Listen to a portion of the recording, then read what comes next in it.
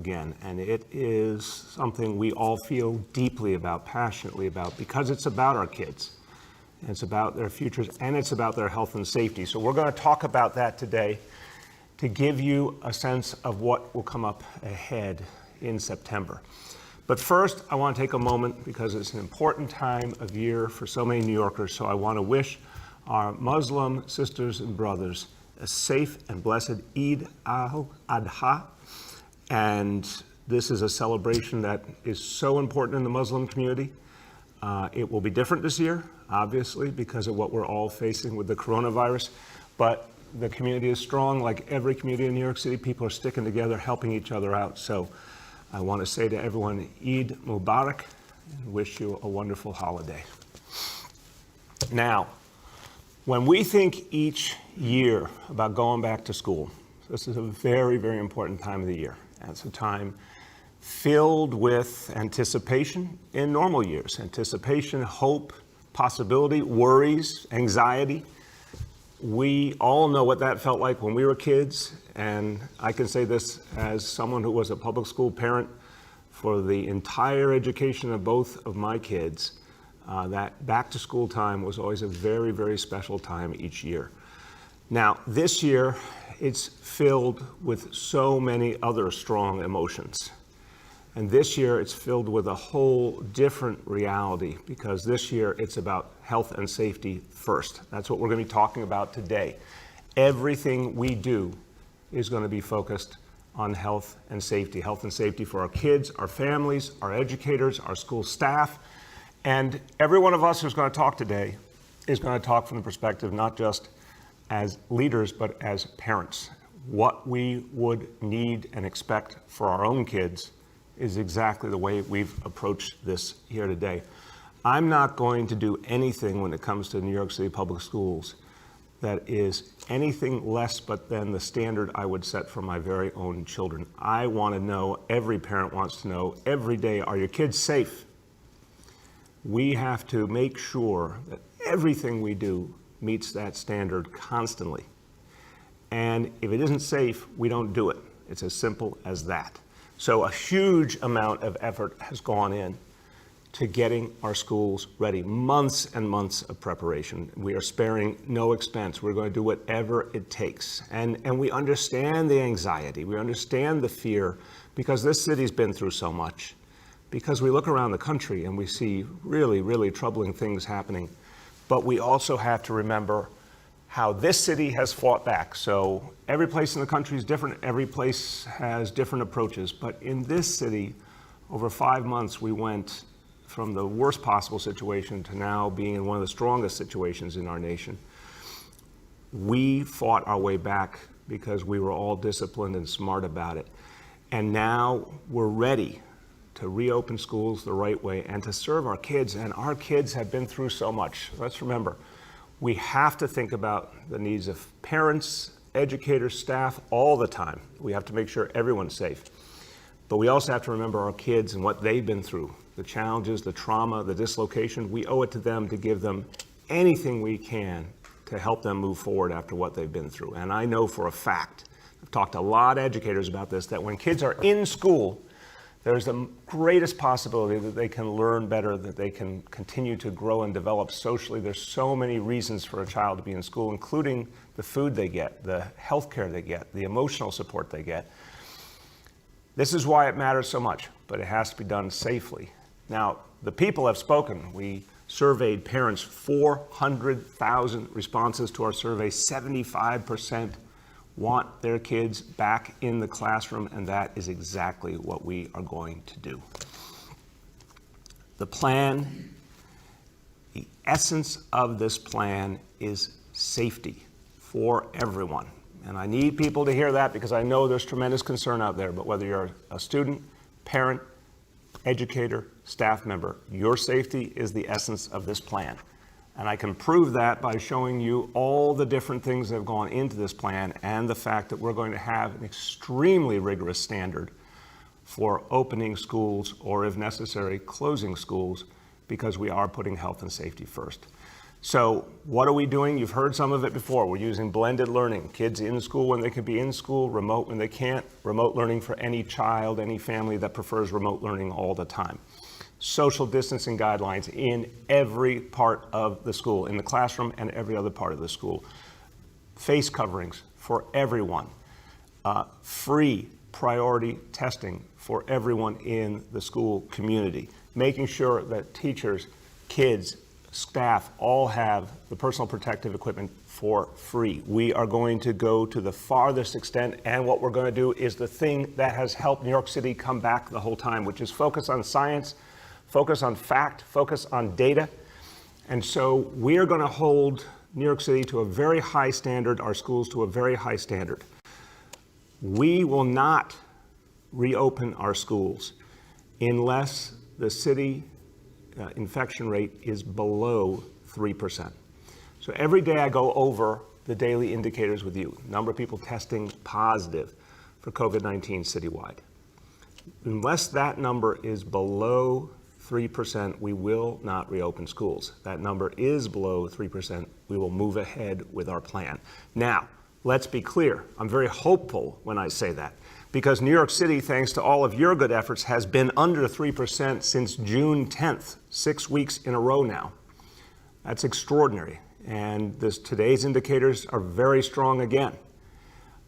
We know we can do it, but I want to hold that very tough standard, because I want to keep us all focused on what we have to do to keep safety first.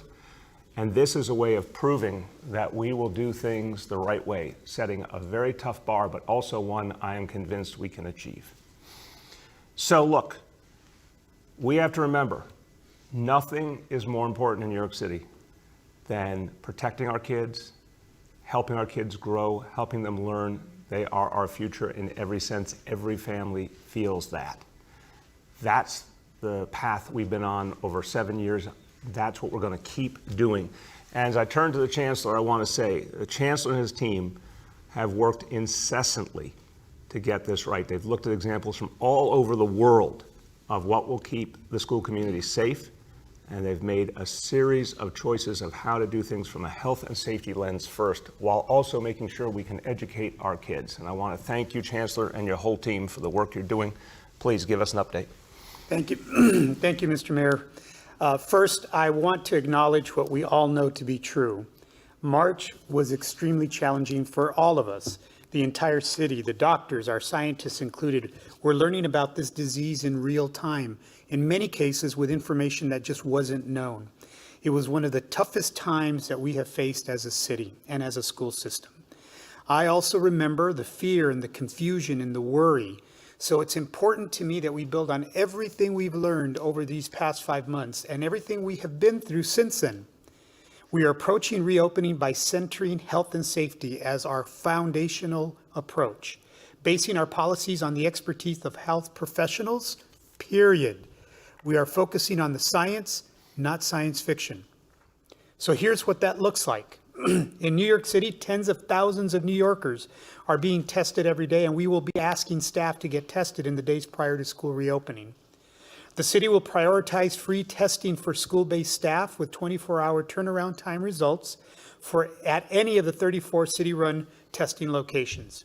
School-based staff members are also encouraged to opt into monthly COVID-19 testing, which is critically important. We are thoughtfully opening schools with physical distancing and cohorting of students requiring face coverings and thoroughly cleaning and disinfecting throughout the day and night.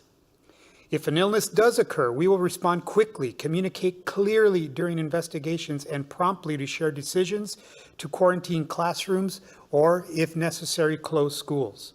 This approach means that we are well equipped to mitigate risk and share critical information with our school communities.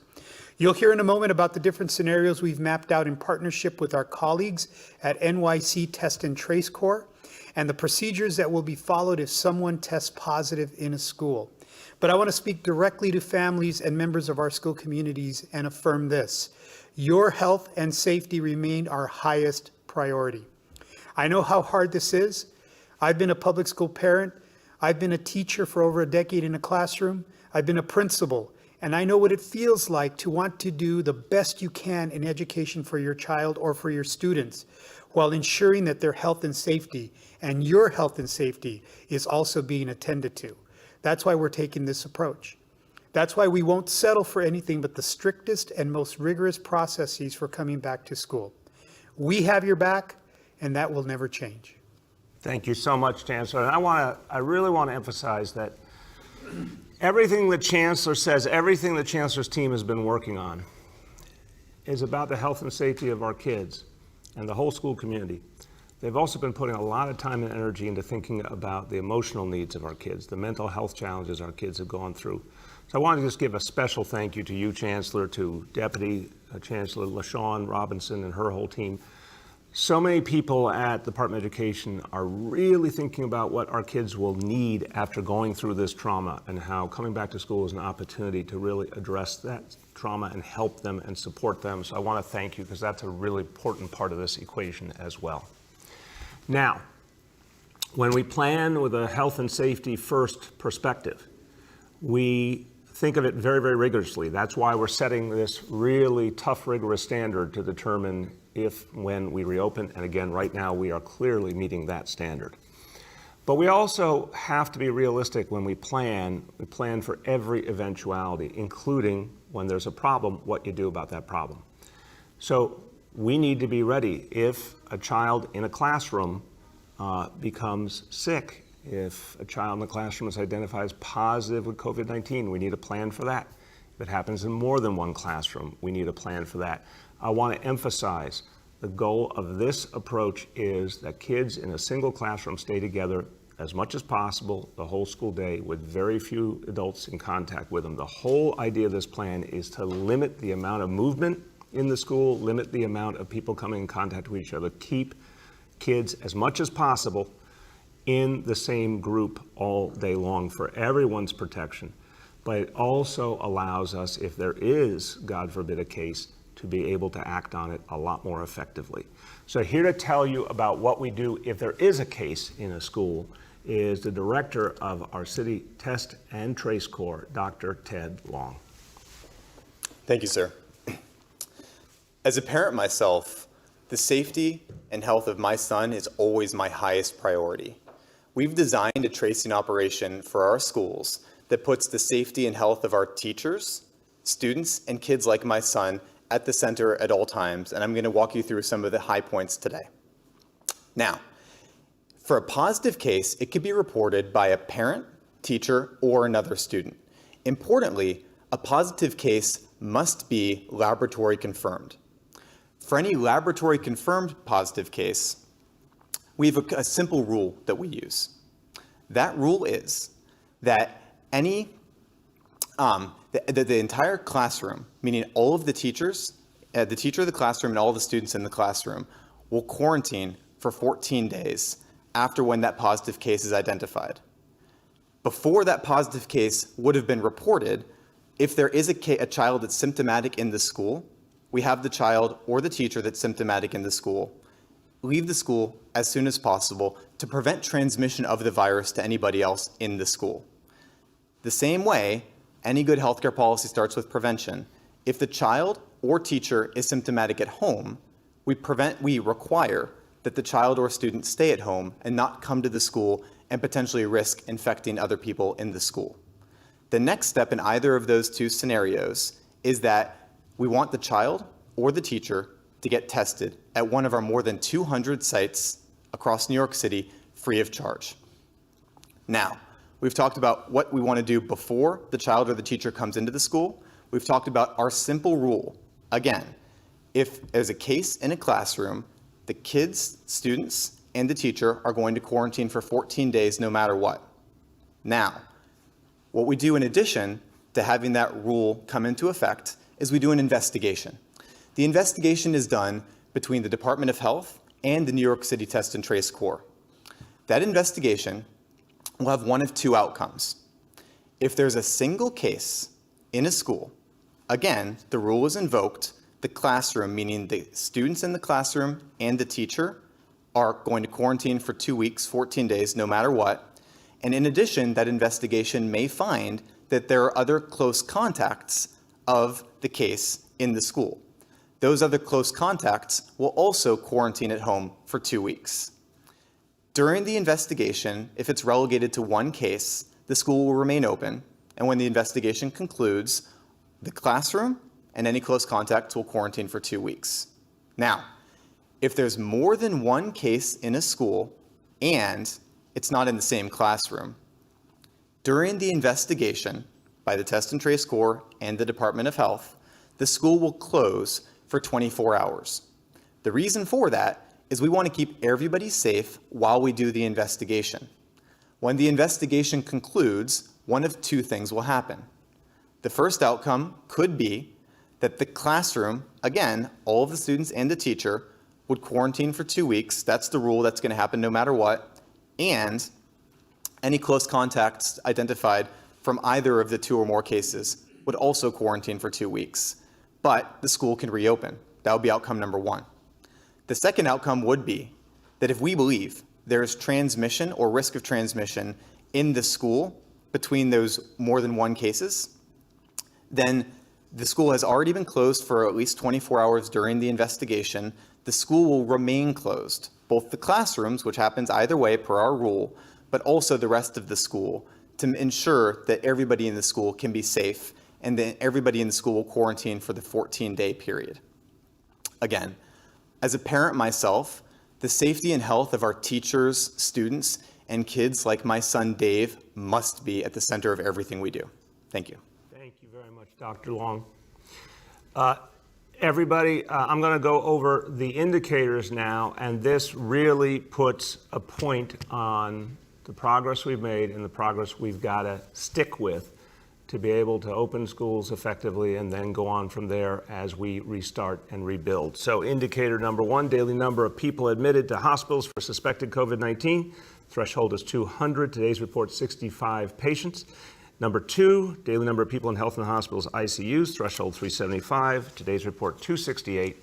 And here is the most important one, percentage of people testing citywide positive for COVID-19. Threshold is 15%. Today's report, 1%. So again, that's the lowest we have been. And that is credit to every one of you. And let's double down on that. That's how we move forward, is keeping that number low.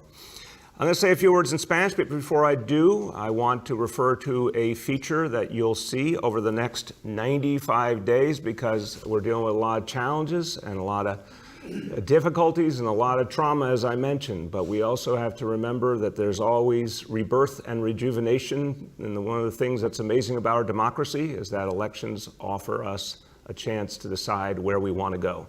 And that will happen for our city and our country in 95 days. So let me say a few words in Spanish. Nuestra ciudad está trabajando para asegurarnos. I can do that better. I'm going to start again. Nuestra ciudad está trabajando para asegurarnos que nuestras escuelas pueden abrir de manera segura en septiembre. Solamente vamos a abrir las escuelas si el virus se mantiene bajo control.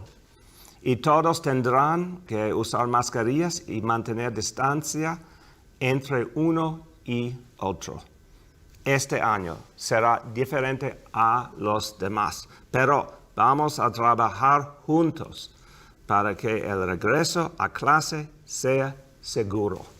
With that, we'll turn to our colleagues in the media, and please let me know the name and outlet of each journalist. Hi all. We have with us here today Chancellor Carranza, Deputy Chancellor Robinson, Executive Director of the Test and Trace Corps, Dr. Long, and Senior Advisor, Dr. Varma. With that, we'll start with Rich from WCBS 880. Good morning, all. Good morning, Rich. How you doing? Oh, I'm doing okay. I'm looking at this and thinking about the numbers. 1,100,000 kids and 1,800 schools, and thinking, what the risk here obviously is obviously at some point somebody's going to come down with something. Are you guys kind of holding your breath going into this? I mean, it just seems like such an amazing undertaking. It is. It's an amazing undertaking for sure, Rich. But I'm going to say the most obvious thing. This is a city that is no stranger to big, challenging, heroic tasks. And this is what it's going to take. It's going to take everyone thinking about doing something historic. Now, I have absolute faith in our educators and our school staff that they are up to this challenge. And we know for a fact that parents and kids are ready.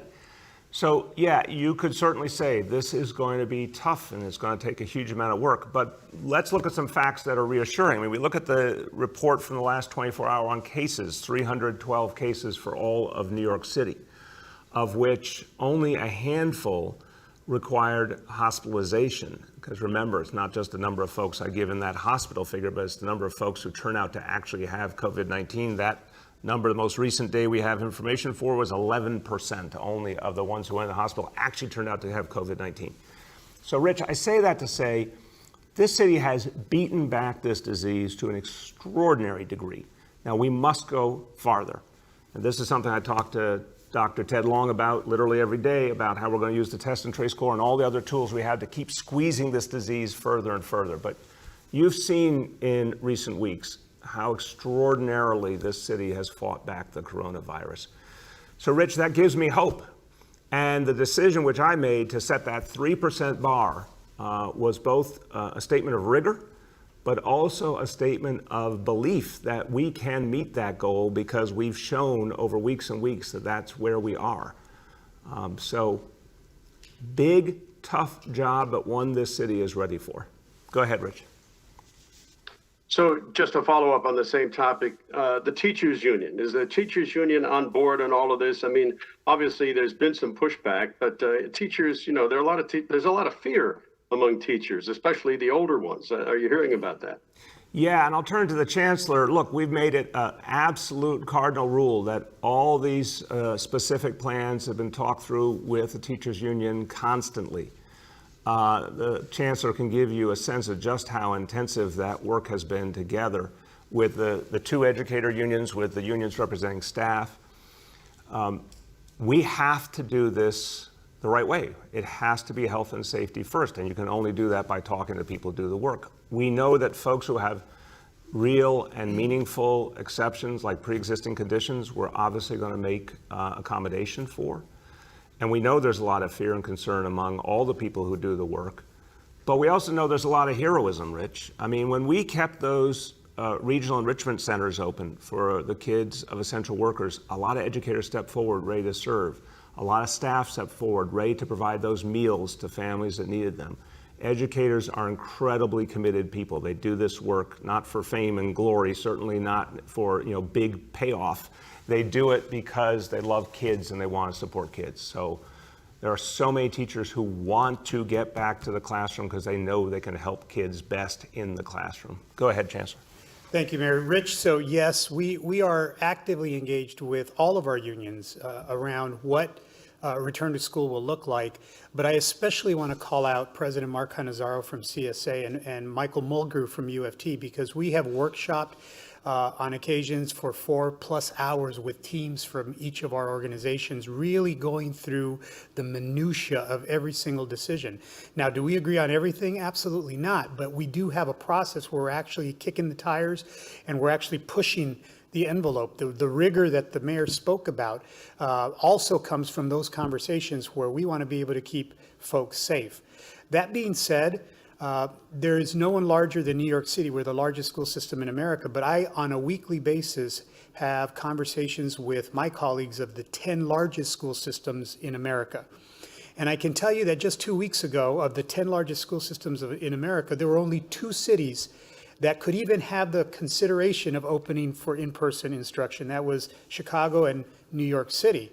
As we sit here today, the only school system that is maintaining that low rate that the mayor just talked about is New York City. So these kinds of conversations are very localized. There's a lot of activism that's happening for good reason. We want no one to get sick. But we also have been very clear, and our mayor has been very clear, that the health and safety of our children and those who serve our children are foundational as we think about what in-person learning will look like.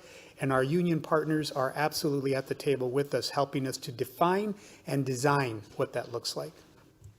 Next, we have Julia from the Post.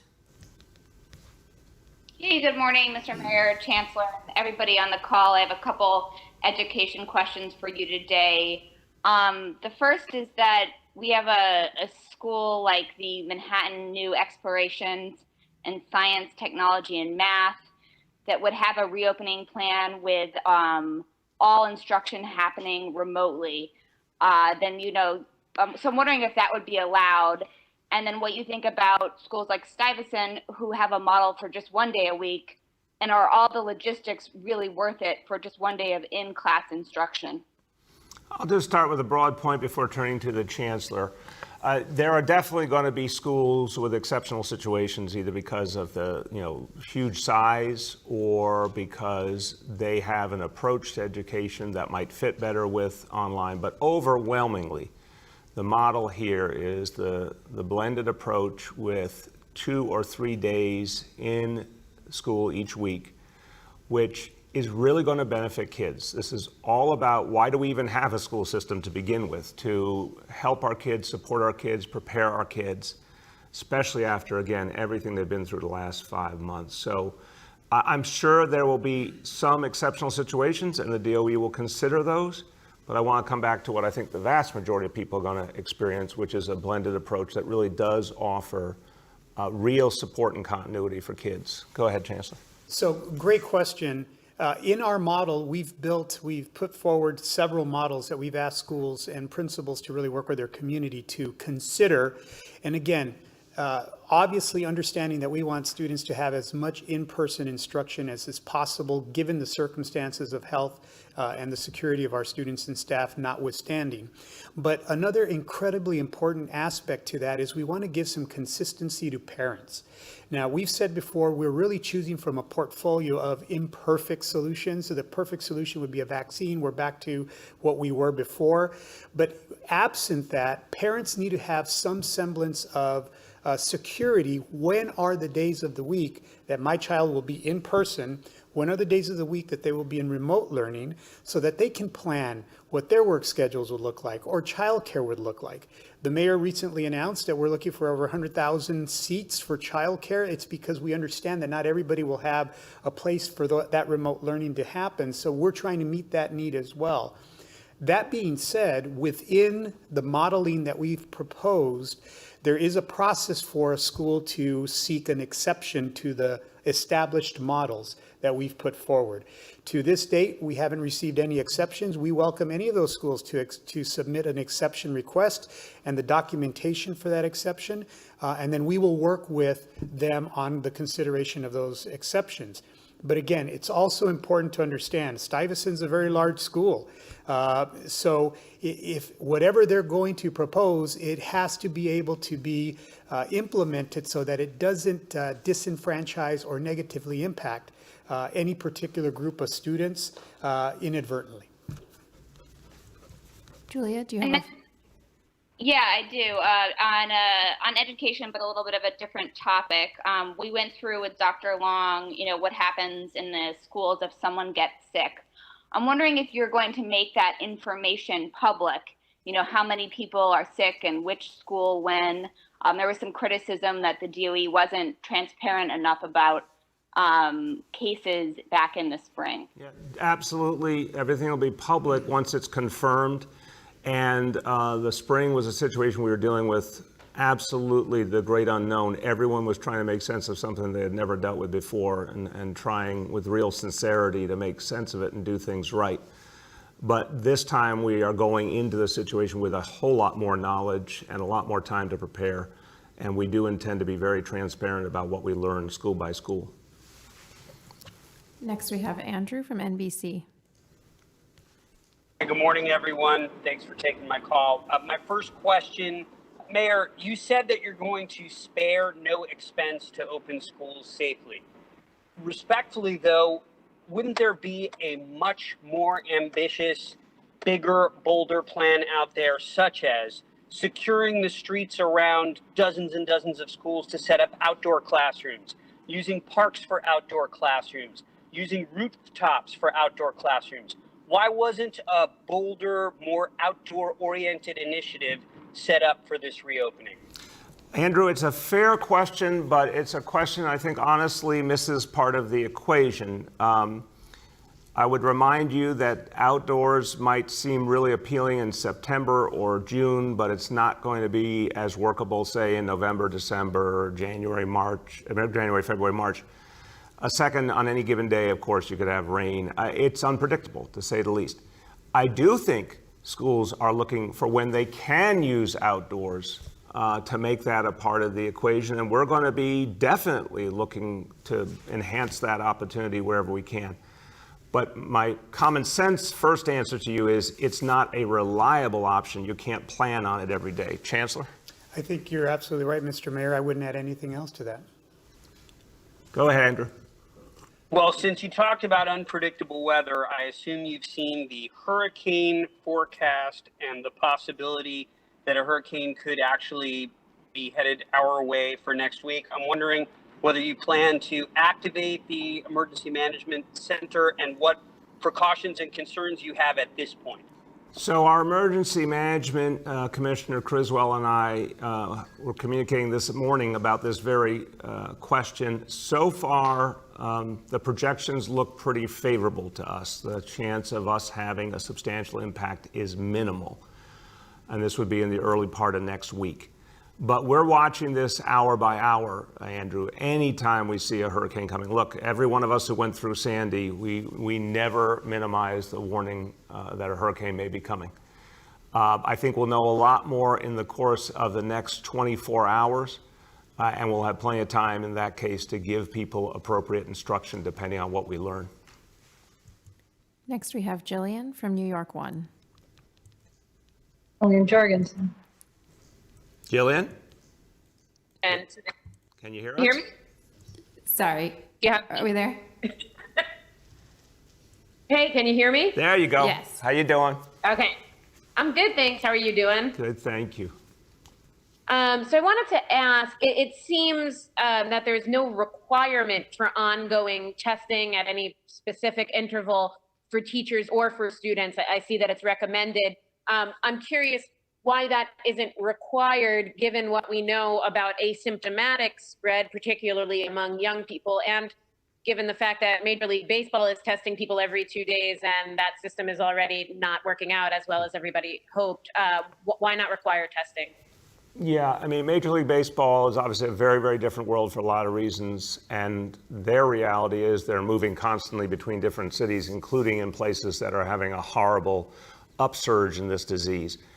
We are talking about New York City, which thank God is doing quite well because everyone's hard work. We want the maximum testing. We're talking, of course, about hundreds of thousands of educators and staff members, 1.1 million kids. We wanted to figure out the balance point of what was the right way to do things and attainable to. And we think a strong message that says to all the adults, go get tested. It's free. We're going to make it a priority that you will be prioritized for being tested. That's the right approach. And we know a lot of people want to get that testing. And so that's what we're going to keep doing, constantly making it available for free. And we think a lot of people will take us up on that. Do you want to add, either one of you? No, sir, you covered it. Okay, thank you. Go ahead, Jillian. And then my second question is probably one for the Chancellor, and it's, can you walk us through a little bit how this would work in a high school or even a middle school setting where kids typically aren't programmed to be together for the whole day? So you might have math class with a different set of kids than you have English class with, or at the very least, you'll have a different teacher for math and English. So I'm trying to understand how you can limit exposure in that way, because even if you kept all the kids together, if you have different teachers cycling in and then those teachers go with other kids, Right. Obviously that could lead to many classrooms being closed if there is an exposure rather than just one. So can you walk us through the logistics of that? Let me start and pass to the Chancellor. Jillian, just to put it in context, again, with New York City at the level we are now and the level we would require to reopen our schools, I do think whenever we're able to keep a classroom together, so some people are calling it a pod, some people are calling it a cohort, but the idea is, that small group of kids stays together throughout the day. And then the goal, as much as possible, is just plug in a teacher or teachers into that it really does limit the number of people who come in contact, and it makes the tracing obviously a lot clearer if you need to do tracing. You're right, the higher you go up, the more kids historically have moved around buildings or had different teachers, but we're right now re-engineering that as much as humanly possible to limit the number of people who interact with each other. And remember, everyone's wearing a face covering, everyone's 6 feet apart, constant cleaning. This is not like the scenario we experienced in March. It's not like a lot of other things we see around the country. This is a very rigorous approach. If you're in that building, you have to follow all those rules. If you're not feeling well in the morning, you have to stay home. And I want to emphasize that. We're saying to all parents, if your child is sick, you must keep your child home. There's layers upon layers of precaution in this. But to your question, and I'll turn to the Chancellor, we really are actually working to not make it like traditional middle school or high school where there's so much movement. We're really working right now to limit that. Go ahead. Thank you, Mr. Mayor. Jillian, great question. So the complexity of programming, especially at the secondary level, middle schools and high schools, is not lost upon us. There's a myriad of different concerns. I think there are two main topics that I want to just reemphasize that the mayor has talked about and that Dr. Long has also talked about. The concept here is to limit the interaction between groups of students and large groups of students. So because we're limiting that interaction, and I just want to be very transparent with everyone that's watching, in-person school this fall will not be the same as it was last fall.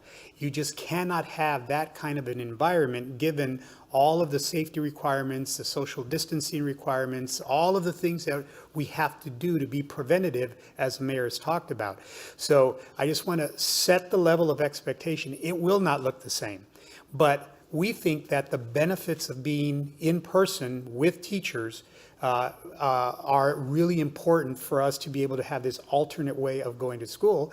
And the really good thing about New York City is we have incredibly innovative and out-of-the-box thinkers in terms of our principals and teachers and school leadership teams that are right now grappling at how do we keep this concept of limiting interaction, but also get to as much of that middle school, high school experience as we can. Amen. Next, we have Liliana from Univision. Good morning, everyone. Thank you for taking my call. Good morning.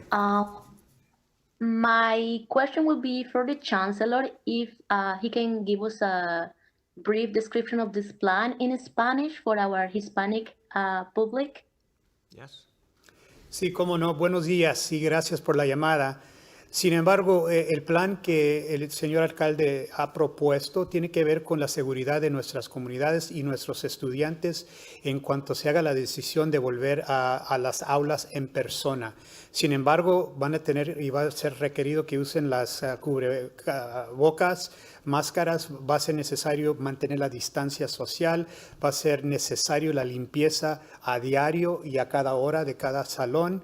También vamos a estar enforzando de que estudiantes se tomen la temperatura.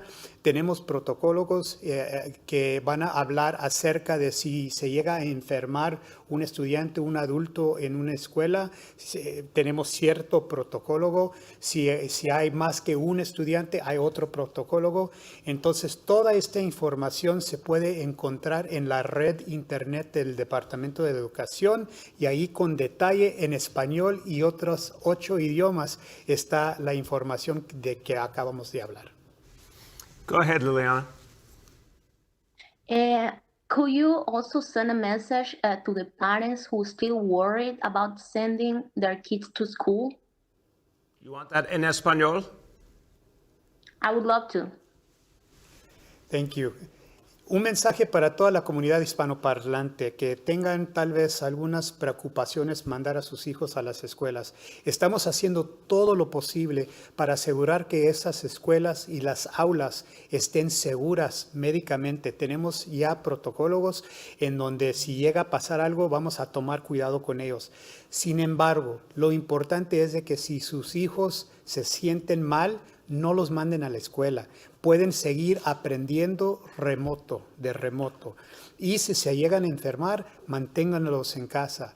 Y también cualquier pregunta que tengan acerca del bienestar médico de sus hijos, solamente hay que ver en la red de internet, hablar el 311 o hablar con el director de la escuela de sus hijos. Pero estamos como padres de familia todos aquí enfocados en asegurar que esa experiencia sea una experiencia sana de salud para todos nuestros estudiantes y los adultos que están sirviendo a los estudiantes. Next, we have Christina from Chalkbeat. Hi, Mayor and Chancellor. Thanks for taking my questions. The first is, if there is a 3% or greater than 3% rate and schools cannot open, what's the plan then? Is there a child care plan, much like the rec centers that we've had up until now?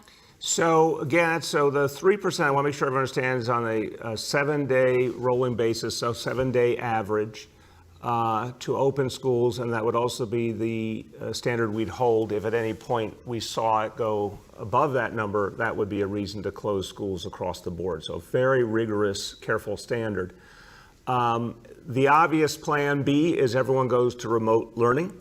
We obviously had to figure out how to do that under very, very tough circumstances before, and have learned a lot about how to do that.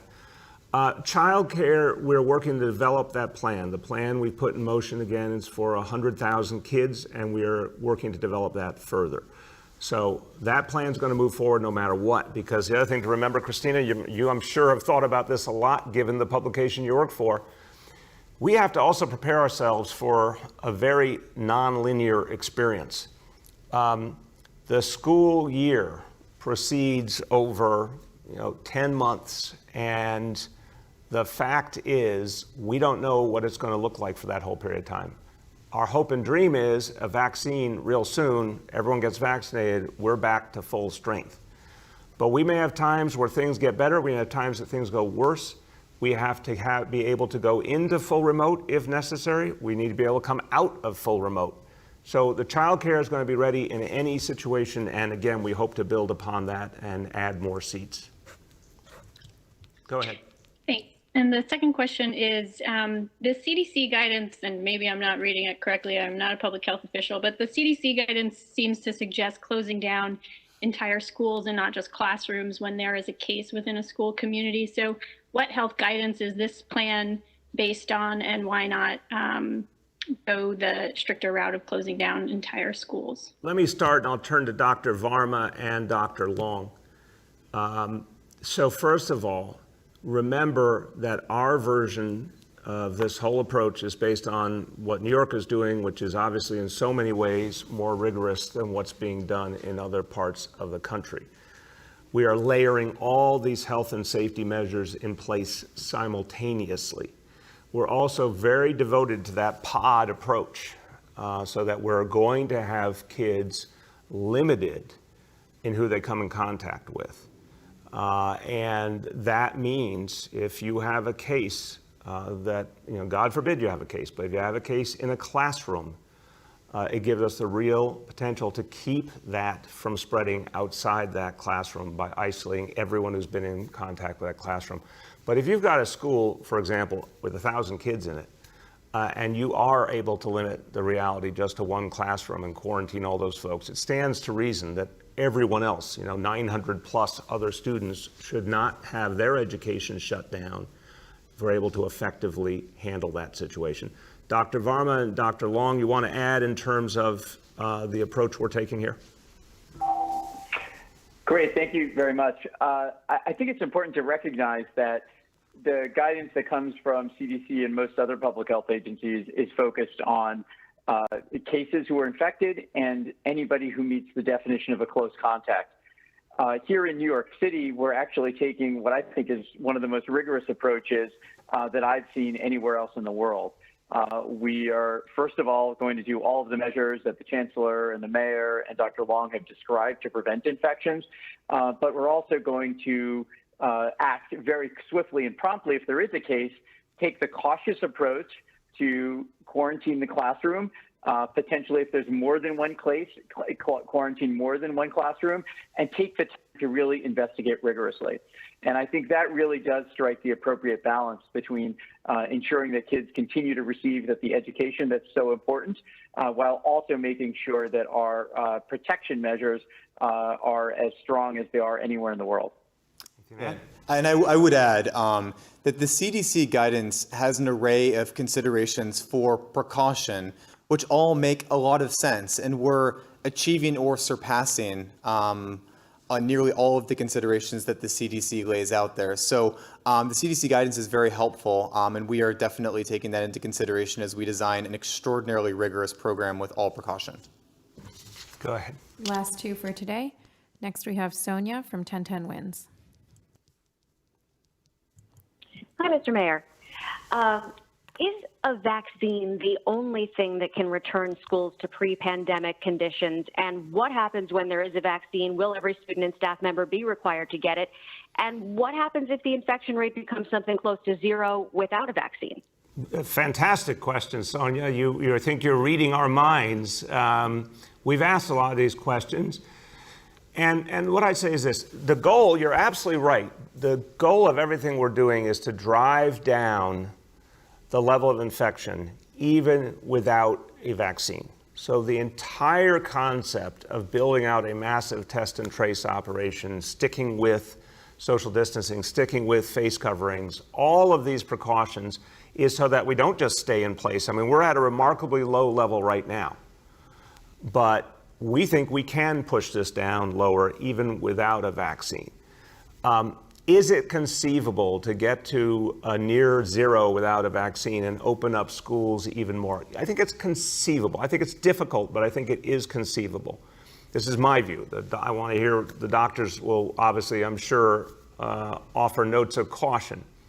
But what I can say definitively, Sonia, because we've had multiple conversations on this in the last few weeks, is, so let's say lately we're averaging around 300 identified cases per day in New York City. We were down even below 200 a few days ago, one of our days.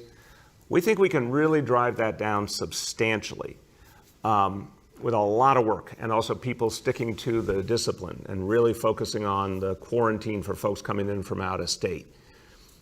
So the more we do that effectively, it might really open up some additional options with schools. Nothing would be as clean and clear as a vaccine, but you know what? We might find some options. As to what we would do if we have a vaccine, we haven't figured out all of those protocols yet. But I think we're going to be very vigorous about saying when a vaccine is here that we need people to get it so that we can once and for all turn the page in our school system and in our city. Dr. Varma, Dr. Long, you want to add to that? Yeah, just a couple. Go ahead. Please, after you, Dr. Varma. Okay, yeah, I think the only point that I would try to emphasize is that we are planning for every possible scenario. We are in constant and active discussions with CDC and other vaccine experts around the country to really understand what are the leading candidates and what are the issues that are going to need to be addressed right now in the next few months, well before there is a vaccine, so that we can make sure it becomes as available to New Yorkers as possible as soon as one or more become available. And the only thing I wanted to add is actually just, I agree with the question and the premise that you're coming at this with. So since the epidemic started, we now have the lowest levels of new cases, hospitalizations, and ED visits that we've seen, and we're driving it down even further. So I just want to agree with you that the purpose of the Test and Trace Corps and everything that New Yorkers have earned is to keep the virus suppressed, but further drive down the levels as much as we can together. And I think we've seen that over the last couple of months. And for all of you viewing at home, an ED visit is an emergency department. We call it emergency room, non-doctors. So always have to watch out with the educators and the doctors on their non-civilian terminologies. Sonia, did you have a follow-up? Thank you. Those are my questions. You good? Okay, great. Go ahead. Last one for today. We have Jessica from WNYC. Hi, Mayor. How are you? Good, Jessica. How are you? I'm okay. So my question is, one of them is, why use the 3% threshold when the 5% is so widely accepted? Because we have a particular challenge here in New York City. We were the epicenter. There's tremendous concern, tremendous trauma that people have been through, and also the conditions of this city. We're one of the most densely populated places in the country. We've fought so hard to come back from this disease. We're going to be very cautious to not let there be a resurgence. We see resurgences in other places, and we've tracked the pattern carefully. And it's why we are being really rigorous about not allowing certain types of indoor entertainment, for example, and continuing to be really rigorous about social distancing and face coverings. We're going to stick to that. So by setting this 3% goal, we're sending a message. Health and safety first. We need to stay tough and disciplined to get to the point where we can start schools and then to keep them open. We believe we can do it. Absolutely believe we can do it. But if you got to 3.5%, 4%, 5%, you'd have a level of cases each day that we don't think is appropriate for having schools open. We also don't think is appropriate in terms of what would happen to the trajectory for the whole city. If we're at that kind of level, we would want our schools shut down as part of a larger strategy to contain the virus and stop a resurgence from growing. Go ahead, Jessica. Sure. So my other question is, my understanding is that if there are two different cases in two classes and the class is quarantined while they are investigating, what would trigger a school closure? What are the kinds of things that investigators will be looking at to determine how widespread this is in a school? I'll start and I'll turn to Dr. Long. Jessica, look, again, we're trying to build this pod approach, this cohort, classroom, whatever you want to call it, that kids are really, generally speaking, together and with very few adults to the max extent possible. We're trying to, right now, perfect that. And as the Chancellor said, it is very different than what we're used to. And we got to get our kids and families ready for that. It will feel different. It's not forever. It's for a few months, we hope, until there's a vaccine. But the reason I say that is, again, it is thoroughly conceivable that you could have a case, and then that's in one classroom, and then another case comes up in the same classroom, and that can be contained to that cohort and not spread to the rest of the school.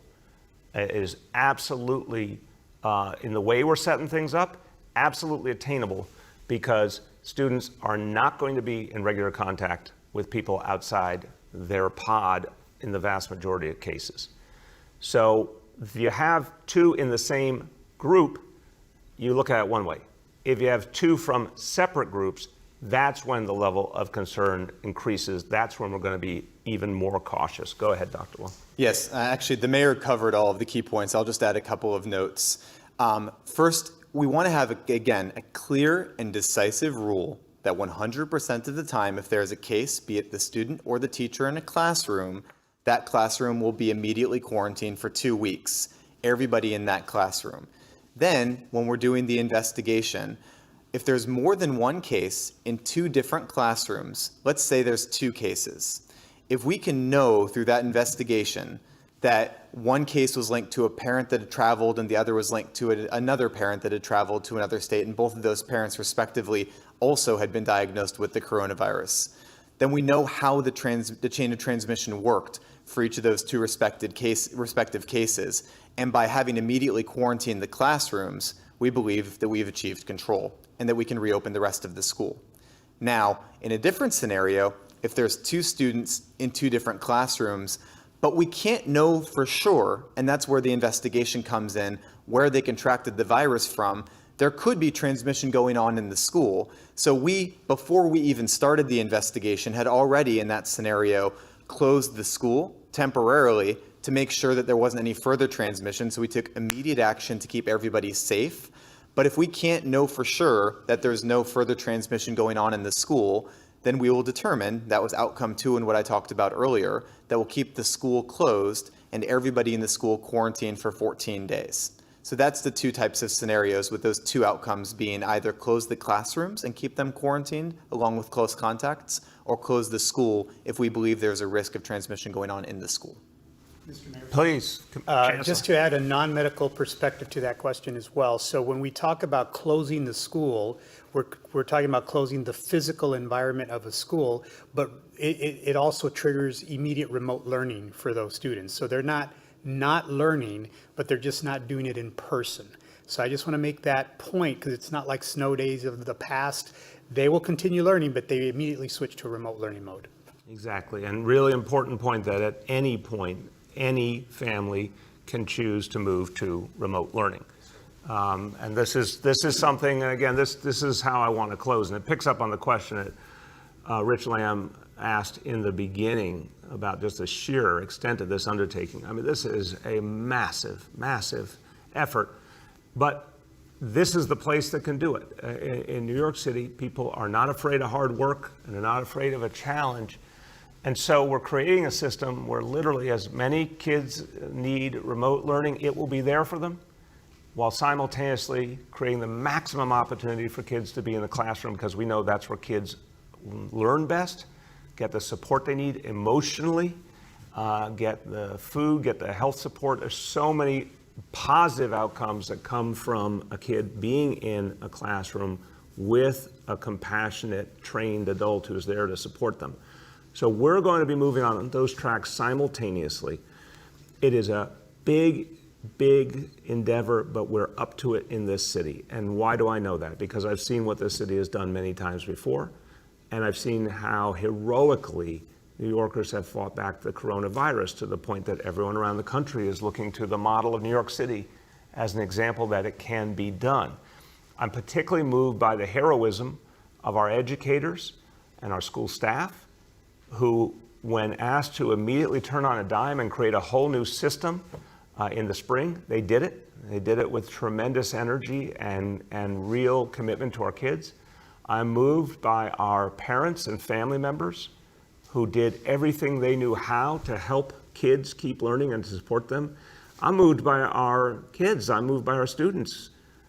They've been through a challenge that no New York kids have ever been through before, and they've stuck with it. And they're keeping their spirit together. They're keeping focused on the future. They need our help and support. They expect all of us adults to do everything in our power to give them the best possible future, and not to be afraid to go the extra mile for them. They expect us to stretch and reach and go as far as we can to help them move forward, especially after everything that they've been through. So that's what this plan shows. We're going to be there for the kids in New York City, and we're going to do it with a focus on health and safety first. Thank you, everybody.